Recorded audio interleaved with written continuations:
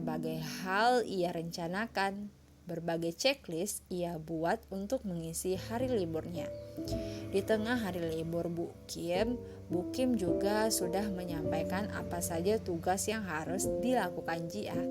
Jiah merupakan pengganti sekretaris jikalau Bu Kim dinyatakan benar-benar keluar sebagai sekretaris Pak Li. Hari itu begitu menyenangkan, tapi sekaligus bosan. Bu Kim merasa hari-harinya yang penuh dengan pekerjaan lebih menyenangkan daripada hari libur yang tanpa dengan siapapun itu. Dan tanpa disadari, Bu Kim juga merasa rindu pada Pak Li. Tapi tanpa disadari pula, pada hari itu datanglah kakak kandung dari Pak Li ke kantor mereka, menyampaikan bahwa proposal yang Bu Kim kirimkan kepada sang penulis diterima. Tapi ternyata hal itu tak disambut baik oleh Pak Li. Ia mempertanyakan semuanya dan berusaha untuk berdiskusi agar Merpos tidak menjadi pengisi acaranya. Saat itu, Merpos yang kenal dengan Bully mencoba menanyakan kondisinya kepada Jiah yang merupakan fans dari Merpos. Banyak karyawan yang merasa tergila-gila padanya, termasuk Bu Kim. Di sana, Jiah menceritakan tentang apa yang dilakukannya selama dia tidak masuk. Bu Kim merasa aneh karena ia berharap bertemu dengan Merpos itu. Tapi di tengah perjalanan liburnya, menikmati libur itu, tiba-tiba Pak Li sampai di tempatnya. Tiba-tiba muncul aja tuh di muka dan memperhatikan Bu Kim yang terlihat tidak bahagia. Pak Li menawarkan Bu Kim untuk berlibur bersama. Ia sengaja cuti pada hari itu dan mengikuti semua keinginan Bu Kim pada hari itu.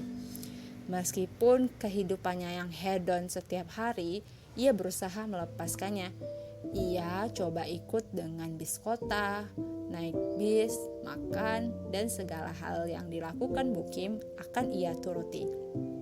Tapi semua yang ia bayangkan tak sesuai. Ia menemukan hal-hal yang tidak dia inginkan. Begitupun dengan karyawan yang di kantor. Mereka merasa bahagia dengan kepergian Bu Kim. Jiah yang merupakan karyawan baru di sana berusaha mengajak teman-temannya untuk ke penginapannya.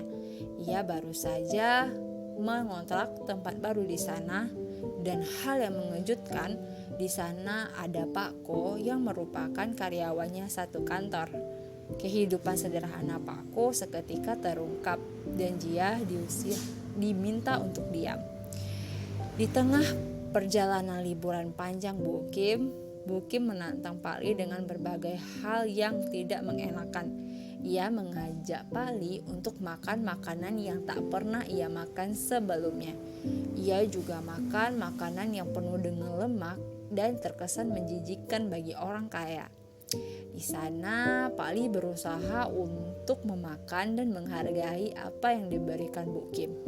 Ia tampak berusaha keras untuk membahagiakan Bu Kim. Begitupun ketika pulang kantor, mereka juga menyempatkan untuk bermain boneka capit. Tapi ternyata teori yang dinyatakan Pak Li tidak sesuai dengan yang terjadi. Berbagai-bagai kali dia mencoba untuk mendapatkan boneka dari permainan boneka capit itu, tapi gagal. Ya gimana dong? Hari begitu sempit rasanya, cepat berlalu. Esok harinya mereka harus siap kembali untuk berangkat ke kantor dan bekerja seperti biasanya. Kehidupan mereka memang seperti itu.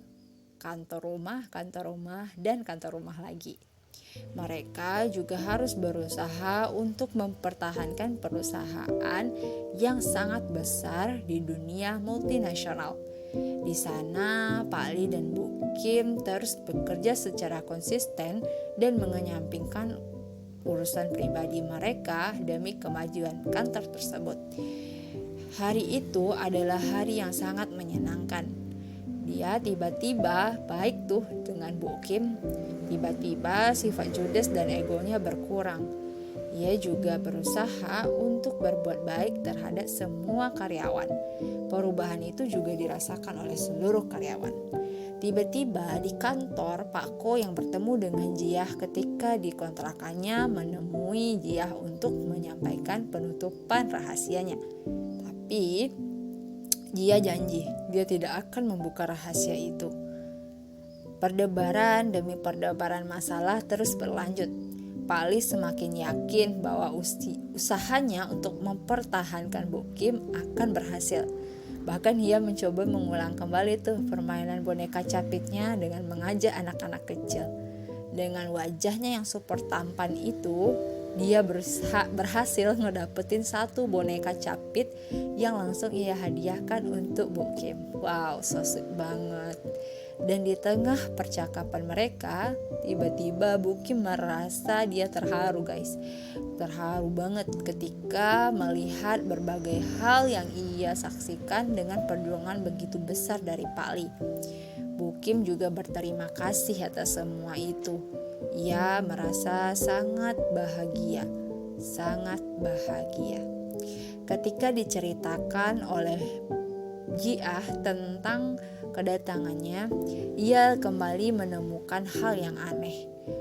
Kejadian masa kecilnya tentang masalah penculikan kembali ditemukan. Bu Kim menemukan fakta baru tentang anak yang telah ia cari selama ini.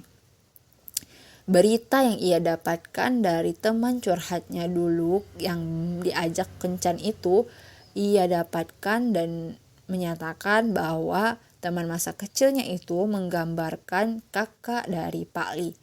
Bu Kim sama sekali tidak menyangka kakak Pak Li adalah temannya yang diculik bersama-sama ketika waktu itu. Di sana Bu Kim merasa bahagia, tapi tidak dengan Pak Li. Ia merasa cemburu dan marah akan kedekatan Marpos sang kakak dengan Bu Kim.